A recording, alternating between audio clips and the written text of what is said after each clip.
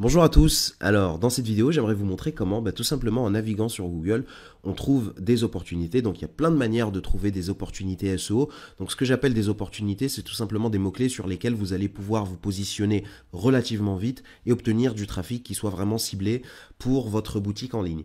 Donc lorsque vous vendez une certaine catégorie de produits, la moindre des choses, si vous voulez faire du SEO sérieusement, c'est de vous intéresser à ce qui se passe sur Google dans votre thématique.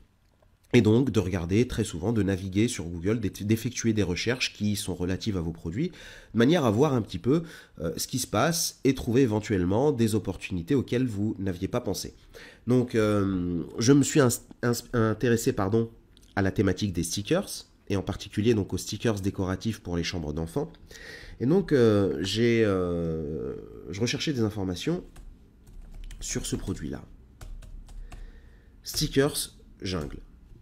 D'accord? Donc c'est tous les stickers avec les animaux d'Afrique, etc. Donc c'est un thème qui revient souvent dans les stickers décoratifs.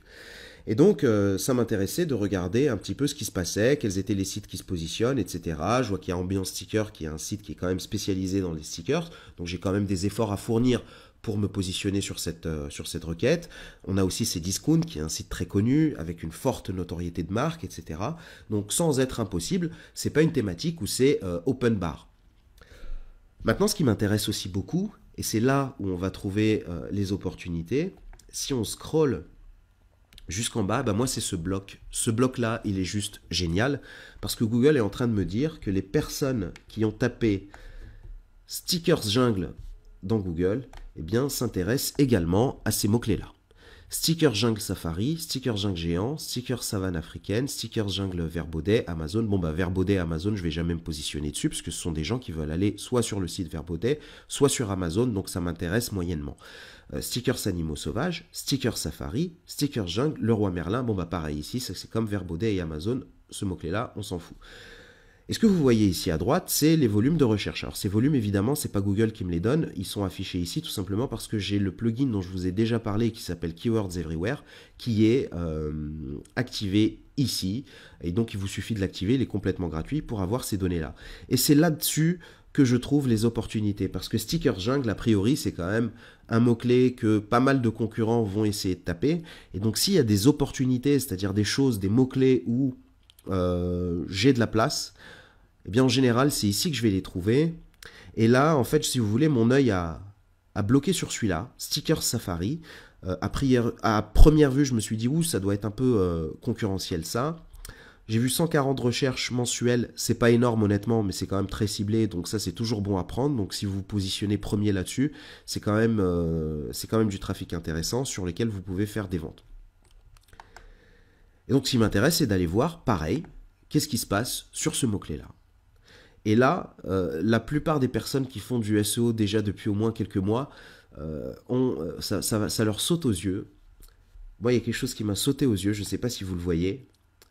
Je vais scroller un peu pour voir si vous allez vous en rendre compte ou pas.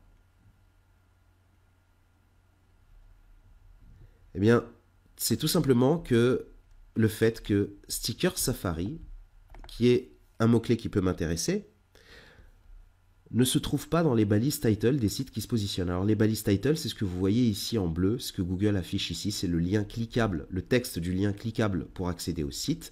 Et donc ambiancesticker.com par exemple, lui, la page en réalité, il veut la positionner sur stickers animaux Afrique. Stickers muraux, lions et girafes. D'accord? Mais à la base, il ne vise pas forcément stickers safari. C'est juste que Google a considéré que s'il se positionne sur ces mots-clés-là, s'il est pertinent sur animaux Afrique, stickers muraux, lions et girafes, c'est qu'a priori, il est pertinent aussi sur stickers safari. Pareil, alors c'est lui qui se positionne en deuxième position aussi, donc il place quand même 2 sites sur cette page, c'est une belle performance. Et bien pourtant, sa seconde page également ne contient pas le terme stickers safari.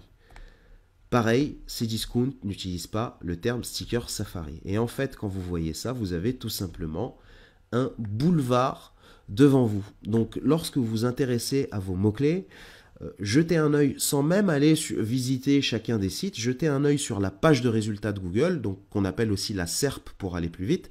jetez un œil sur la SERP sur votre mot-clé et regardez si vos concurrents ont spécifiquement travaillé ce mot-clé-là. Et là, clairement, on a c'est pas un boulevard qu'on a, c'est vraiment un gouffre pour aller nous insérer sur cette requête. Alors il y a plein d'autres façons de trouver des opportunités, voilà, celle-ci est sympa. Et donc ce que vous devez garder en tête, la morale un petit peu de cette vidéo, c'est que si vous vous intéressez à une thématique, il faut toujours rechercher sur Google différents mots-clés qui sont relatifs à vos produits pour comprendre un petit peu votre marché, regarder ce qui se passe et détecter tout de suite s'il y a des opportunités sur certains pans de la recherche que vos concurrents n'ont pas travaillé. Voilà, j'en ai terminé avec cette vidéo. Je vous remercie d'avoir regardé. Je vous dis à très bientôt.